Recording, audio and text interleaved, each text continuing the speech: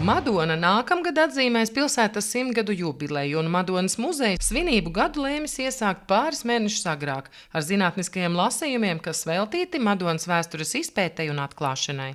Ir ļoti labi iesākt šo gadu jau mazliet ātrāk, 2 mēneši pirms 26. gada, atverot šo zinātniskos lasījumus, kas stāstīs par Madonas vēstures daudzveidību, par to, kā mēs savu pilsētu redzam arhitektūrā, personībās, kultūras, sporta un mākslas dzīvē, ļaujot klausītājiem paņemt kaut ko no šīs dienas, lai varētu pilsētas svētkus atzīmēt ar vēl tādu pievienoto vērtību. Piemēram, aiziet apskatīties kādu amatieru teātra kolektīvu, kas ir veidojies Madonas 100-gadē, paskatīties citādāk uz pilsētu būvniecību, paskatīties uz tiem stāstiem, kas mums ir ļoti būtiski, gan vēstures saglabāšanā, gan arī veidojot to šodienas stāstu, gan domājot jau par nākotni.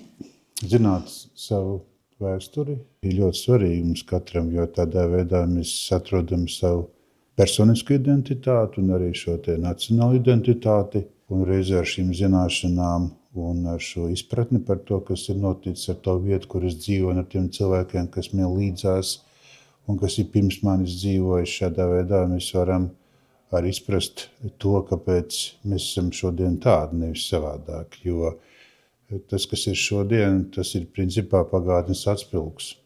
Zinātniskajos lasījumos piedalījās Madonas un Valmieras muzeju, kā arī citu institūciju vēsturnieki, Madonas noda bibliotēkas, Latvijas Nacionālā vēstures un Cēsu zonālā valsts arhīva, kā arī Madonas noda pašvaldības nekustamā īpašuma pārvaldības un teritorijas plānošanas nodaļas speciālisti. Uzklausot pētnieku un savas jomas speciālistu referātus, līdztekus daloties viedokļos un iesaistoties diskusijās, ikvienam klātesošajiem pavērās krietni plašāks skatījums uz Madonas pilsētas attīstību un kultūrvēsturisko mantojumu.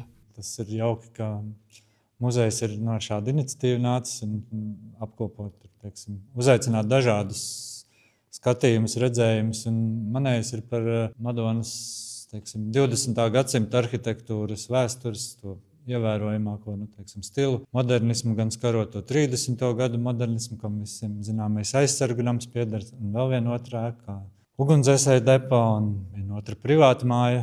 Un tad par to padomju laiku pēckara periodu, 60. un 80. gadiem, kur arī ir, tajā brīdī tapa Madonas nozīmīgākās centra ēkas, faktiski Madonas centrs veidots, nozīmīgākās lielākās sabiedriskās ēkas.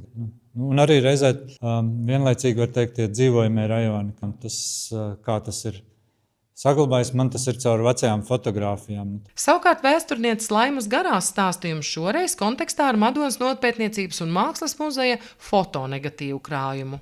Krājuma fotonegatīvu tas kopums ir ļoti, ļoti liels, vairāki tūkstoši, un tur ir tādi kadri, kas varbūt, ka vairumam vispār nav redzēti, un kurus var izmantot zinātniskajā darbā. Un tas ir apmēram, es stāstīšu par to, kā Madona ir veidojusies, jo tika piefiksēta laika gaitā kaut kādas māju celtniecība, kaut kādi notikumi, bet šoreiz būs tikai par Madonu. Un es nerādīšu tos visiem zināmos skaistos skatus, kas ir paskartēs un visās malās, bet mēģināšu parādīt tādus skatus un tādas mājas, kādu vairs varbūt tās nav vairs, kas ir pārvērtušās, kas ir kļuvušas savādākas, citādākas, pārbūvētas, kuras vietas vispār ir mainījušās, sākot jau ar 44. gadu, kāda izskatījās Madona pēc okupācijas.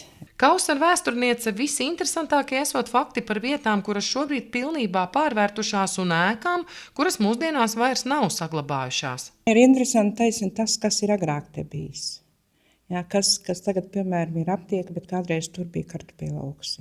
Kā tā Madona attīstās? Viņa attīstījās no tādām mazām vienstāvu dzīvojamām mājām, un tad 20. gadsimta 70. 80. gados sāk strauji būvēties tie lielie dzīvojamie masīvi, kas rūpniecības uzņēmumi. Madonas bibliotēkas vēsture, sporta, organizāciju un pretpadomju grupas darbība Madonā, Madonas muiža un pilsētas telpiskā attīstība – tās ir tikai dažas no daudzajām tēmām, kas tika aplūkotas, ļaujot ieskatīties pilsētas attīstībā šo 100 gadu garumā. Madona radās gandrīz tukšā vietā, principā, cik muiža, bet muiža arī neradīja to iespēju, ka te varētu būt pilsēta, principā, dzelzceļa attīstība, būvniecības stacijas, izveidošana šeit radīja šos priekšnoteikumus šīs pilsētas izveidei, un šī attīstība nav zaudējusi savu spēku arī šodien.